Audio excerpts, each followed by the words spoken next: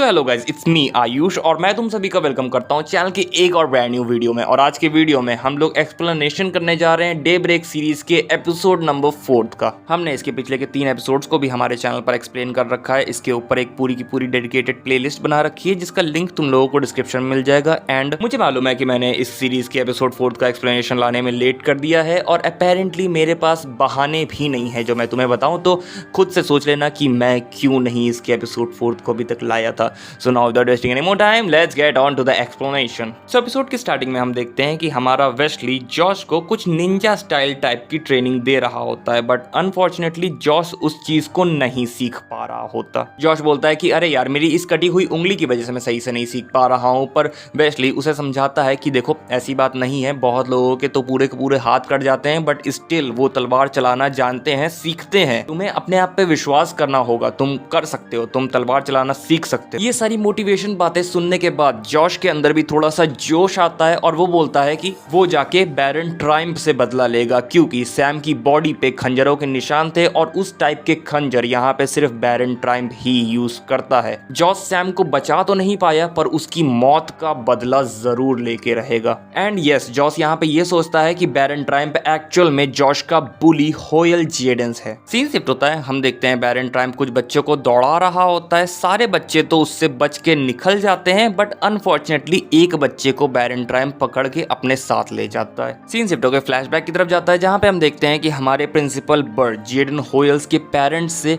उसकी शिकायत कर रहे होते हैं कि आपका बेटा देखो बहुत ज्यादा शैतान है, शरारत करता है, स्कूल में बच्चों का जीना हराम कर रखा है और इसके मार्क्स भी बहुत ज्यादा खराब आ रहे हैं और अगर इसके मार्क्स जल्दी सही नहीं हुए तो अनफॉर्चुनेटली मुझे इसे स्कूल से बाहर निकालना पड़ेगा। पर उसके पेरेंट्स को इन सारी बातों से कोई फर्क ही नहीं पड़ता। उल्टा वो प्रिंसिपल बर को घूस देने की कोशिश करते हैं कि आप ये पैसे ले लो और इसके मार्क्स सही कर दो। पर प्रिंसिपल बर उनके ऑफर को रिजेक्ट कर देते हैं। इसके बाद सीन शिफ्ट होता है और हम देखते हैं कि वेस्ली एंजेलिका को बता रहा होता है कि देखो हमारे सैम डीन वाले झूठ की वजह से जॉश अब बैरन ट्राइम्प को मारने की कोशिश करने जा रहा है और हम दोनों जानते हैं कि अगर जॉश बैरन ट्राइम्प के अगेंस्ट जाता है तो वो जिंदा नहीं वापस आएगा। जिसपे एंजेलिका बोलती है कि हाँ यार, हमने झूठ बोला पर अब हम कर ही क्या सकते हैं, और अगर तुम्हें जॉश की फिक्र है, अगर तुम नहीं चाहते हो कि जॉश मारा जाए तो तुम्हें भी जॉश के साथ जाना चाहिए बैरन ट्राइम्प के पीछे, और अगर बैरन ट्राइम्प जॉश को मारने की कोशिश करता है तो तुम्हें जॉश को बचाना चाहिए। पहले वेस्ली नहीं मानता पर फिर उसे मानना ही पड़ता है क्योंकि इसके अलावा और कोई चारा भी नहीं है। इसके बाद सीन शिफ्ट होता है, हम देखते हैं एंजेलिका विच के ऊपर नजर रखी होती है क्योंकि उसके according which science of intelligence दिखा रही है, मतलब कि वो पूरी तरीके से ज़ॉम्बी नहीं बनी है, उसे अभी भी वापस से एक नॉर्मल ह्यूमन बनाया जा सकता है। सीन शिफ्ट होता है, वेस्ली जॉश के पास आता है जहां उसे देखने को मिलता है कि जॉश ने पूरी तैयारी कर रखी है बैरन ट्राइम्प को हंट करने की, बैरन ट्राइम्प से रिवेंज लेने की। इसके बाद बैरन ट्राइम्प को ढूंढने के लिए ये दोनों मॉल से बाहर निकलते हैं पर हम ऑडियंस को मालूम चलता है कि इन दोनों के ऊपर टर्बो और टर्बो के बंदों ने नजर रखी हुई है। सीन शिफ्ट होता है, हम देखते हैं एंजेलिका विच को थोड़ा सा मेक ओवर देने की ट्राई कर रही होती है क्योंकि वो ये सोच रही होती है कि अगर वो विच को थोड़ा सा क्लीन कर देगी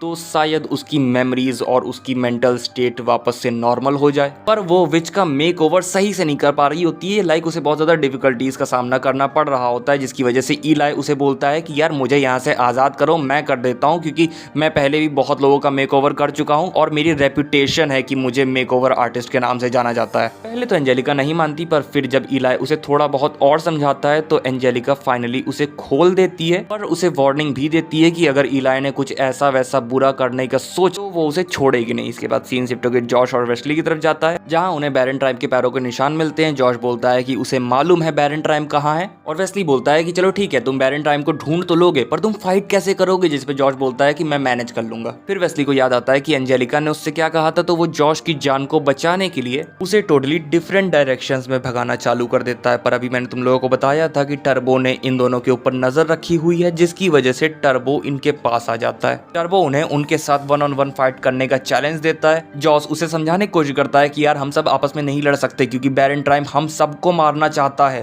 तभी वहां पे एक प्यारा सा टेडी बेयर आता है। गोल्फ क्लब का मेंबर उस टेडी बेयर को उठाता है पर वो टेडी बेयर फट जाता है और हमें मालूम चलता है कि ये एक्सप्लोसिव टेडी बेयर अपने बैरन ट्राइम्प ने भेजा था। एक्सप्लोजन के बाद टर्बो की टीम वहां से भाग जाती है पर बाकी के लोग वहीं पर बेहोश हो जाते हैं। इसके बाद सीन शिफ्ट होकर फ्लैशबैक में जाता है जहां पर हमें मालूम चलता है कि प्रिंसिपल बर्ड ने होयल्स के पेरेंट्स से वो घूस ले ली क्योंकि उन्हें स्कूल को बेहतर बनाना था और उस घूस को लेने से वो स्कूल के अंदर कई सारे नए इक्विपमेंट्स और कई सारी नई फैसिलिटीज लाएं, बट उस घूस को लेने की वजह से होयल्स का बिहेवियर और भी बहुत ज्यादा खराब हो गया। होयल्स के इन बिहेवियर्स की शिकायत करने सैम प्रिंसिपल बर के पास आती है, उनसे पूछती है कि आप होयल्स के इन बिहेवियर्स के बारे में कुछ कर क्यों नहीं रहे हो, जिस पे प्रिंसिपल बर बताते हैं कि गवर्नमेंट कितनी बेकार तरीके से पब्लिक स्कूल्स को हैंडल करती है, पब्लिक स्कूल्स को ट्रीट करती है, और प्रिंसिपल बर अपनी तरफ से अपनी पूरी कोशिश कर रहे हैं। इसके बाद सीन वापस से प्रेजेंट में आता है, जहां हम देखते हैं कि बैरन ट्राइम जॉश वेस्ली और टर्बो को पकड़ के अपने अड्डे पे लाया है। ऑल्सो हम यहाँ पे ये भी नोटिस कर पाते हैं कि बैरन ट्राइम ने बहुत सारे अदर बच्चों को भी किडनैप कर रखा है एंड बहुत सारे बच्चों को अपना गुलाम बना के उनसे अपना काम करवा रहा है। जॉश यहाँ पे पहले तो अपने सराउंडिंग्स को देखता है एंड फिर वो मौके की ताड़ में बैठ जाता है कि कब उसे मौका मिले और कब वो अपने आप को यहाँ से आजाद कर ले। सीन शिफ्ट होकर मॉल की तरफ जाता है, जहाँ हम देखते हैं कि ईलाई ने विच का इतना अच्छा मेकओवर किया होता है कि अब वो फाइनली मिस क्रम्बल लग रही हैं। नेक्स्ट ईलाई एंजेलिका को बोलता है कि आओ तुम भी बैठ जाओ, तुम्हारा मेकओवर कर दूं। पहले तो एंजेलिका ना बोलती है पर फिर मान जाती है। ईलाई बोलता है कि तुम बहुत ज्यादा इंटेलिजेंट हो पर तुम्हें ब्यूटी वगैरह के बारे में कुछ भी नहीं मालूम। तो एंजेलिका उसे अपने पास्ट बताती है कि कैसे मेरे पेरेंट्स ने हमेशा मुझसे जीनियस वाली चीजें एक्सपेक्ट करी हैं, मैं बहुत ज्यादा इंटेलिजेंट हूँ, मेरा चाइल्डहुड बस मेरी ट्रेनिंग वगैरह में गया है कि भाई मुझे बस अपने ब्रेन को ताकतवर बनाना है वगैरह वगैरह की बातें। बट इस कन्वर्सेशन में जो इंपॉर्टेंट बात रहती है वो ये होती है कि एंजेलिका की मदर 3000 फीट नीचे पानी में सबमरीन में है और एंजेलिका विच की मदद इसीलिए कर रही है, विच को ठीक करने की कोशिश इसीलिए कर रही है क्योंकि अगर वो विच को ठीक कर सकती है तो इसका मतलब ये है कि अगर उसकी मदर ज़ॉम्बी बनी होगी तो वो उसे भी ठीक कर पाएगी। सीन शिफ्ट होकर जॉश की तरफ जाता है, जहां पर एक चाइनीज लड़की प्रिजन से बाहर निकलने में जॉश की मदद करती है, पर उस चाइनीज लड़की को इंग्लिश बोलना नहीं आता, जिसकी वजह से जॉश नहीं समझ पाता कि वो क्या बोलना चाह रही है। तो वो उससे इशारे में पूछने की कोशिश करता है कि चाबियां कहाँ है। तो वो लड़की जॉश को पकड़ के एक जगह पर ले जाती है, पर ज्यादा आगे तक नहीं जा पाती क्योंकि वो लड़की किसी चीज से बंधी हुई है। वो लड़की जॉश को आगे जाने के लिए इशारा करती है, जॉश आगे चला जाता है और रूम में उसे होयल्स बंधा हुआ दिखता है। इस चीज से जॉश काफी कंफ्यूज हो जाता है क्योंकि उसके अकॉर्डिंग होयल्स ही बैरन ट्राइम था, मतलब कि अभी तक तो एटलीस्ट उसने यही सोचा था कि